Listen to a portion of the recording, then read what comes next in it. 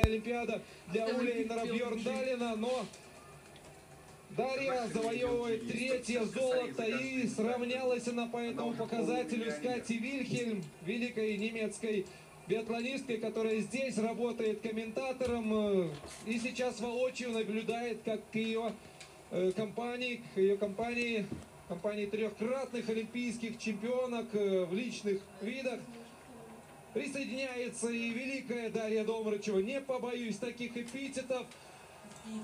Ух, какая же у нас радостная эта Олимпиада получается. А сегодня еще напомню финалу мужчин во фристайле, где 3 белоруса пробились в главный финал, где будут бороться за олимпийские медали. Габриэла Соколова получает таки свою медаль. Открытие прошлого сезона, лидер общего зачета долгое время. В нынешнем году уступила буквально перед самой Олимпиадой Анатури Бергер эту первую строчку в общем зачете. На второй, кстати, там Даша. И Терелехов становится бронзовым призером.